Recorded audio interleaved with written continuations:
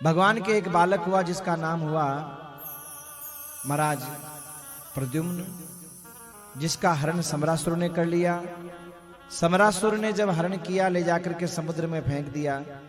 समुद्र में एक मछली ने उस बालक को निगल लिया। मछली मछुआरे ने पकड़ करके समरासुर की यहाँ बेच दी। समरासुर की यहाँ जब बेच दी तो महाराज उस बालक के पेट को चीरा गया, उस मछली के पेट को चीरा गया तो एक बालक निकला। सजनों, ये कोई साधारण बालक नहीं है, ये साक्षात कामदेव ही है जो भगवान श्री कृष्ण के पुत्र बनकर के आए हैं प्रद्युम्न के रूप में। और कामदेव की पत्नी रति दासी रूप में वहां रहती है। उसने उस बालक का लालन पालन किया, बालक बड़ा हो गया। और बालक के बड़े होने के बाद एक दिन की बात है, जब बालक बड़ा हो गया तो बालक ने हाव भाव देखे उस पालन करने वाली देवी के। तो महाराज देख करके उस बालक ने कहा, देवी तुमने पालन तो मेरा माँ की तरह किया है, पर तुम्हारे हाव भावों से लगता नहीं है हाँ कि तुम मेरी माँ की भावना रखती हो। क्या कहा प्रद्युम्न जी ने, तामा है भगवान का स्नेह मातस्ते मतिरन्यथा मातृभाव मतिक्रम्य वरत से कामिनी यथा। देवी तुमने मेरा पालन तो मां की तरह किया है, पर तुम्हारे हाव भाव कुछ अलग कह रहे हैं देवी, क्या बात है। तो वो देवी हाथ जोड़ के बोली, स्वामी मैं आपकी मां नहीं हूं। तो फिर भवान नारायण सुतः संबरेणा हृतो गृहात् अहम तेरी कृता पत्नी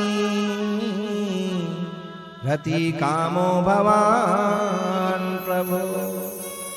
हे भगवान, आप तो नारायण के पुत्र हो, भगवान कृष्ण के पुत्र हो। समरासुर ने आपका हरण कर लिया, सारी बात बताई, और मैं तो इस जन्म की नहीं, न जाने अनादि जन्मों की आपकी पत्नी हूं और अनादि जन्मों तक रहना चाहती हूं। देखो, एक वो जमाना था जब घरवाली कहती थी तुम्हारा हमारा साथ 7 जन्मों में ना छूटे,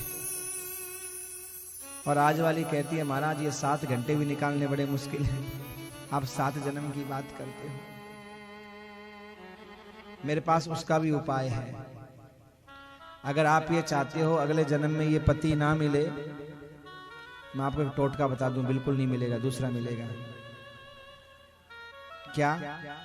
बोले पिछले जन्म में लेखा जोखा है तुम दोनों का, वो पूरा कर रहे हो अभी।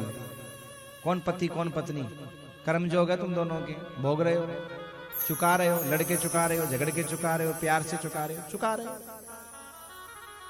अगर आप चाहते हो अगले जन्म में ये पत्नी ना मिले, ये पति ना मिले, तो एक ही उपाय है, इस जन्म में बराबर कर दो हिसाब किताब। और बराबर हिसाब किताब कर दो मतलब बोले इतना प्यार करो, इतना प्यार करो एक दूसरे को कि इस जन्म में हिसाब किताब बराबर हो जाए और अगले जन्म में कोई दूसरा नमूना हमारे सामने आए। हाँ, इतना प्यार करो। लड़ोगे झगड़ोगे ना तो कर्म बंधन और बनते चले जाएंगे, और भैया 7 जन्म नहीं 70 जन्म के लिए ही बंध जाएगा तुम्हारे पीछे। इसलिए खूब प्यार करना, खूब प्यार करना एक दूसरे को, तो महाराज अगले जन्म में नया मॉडल तैयार है तुम्हारे लिए।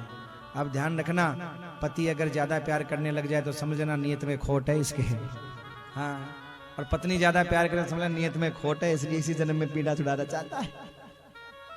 हाँ, ये सच बात है। ये लेखा जोखा कर्म जो भोगने से समाप्त होता है, भागने से कभी समाप्त नहीं होता। ध्यान रखिएगा मेरे भाई, हंस करके भोगो चाहे रो करके भोगो, भोगना तुमको ही है, कोई दूसरा भोगने के लिए नहीं आएगा।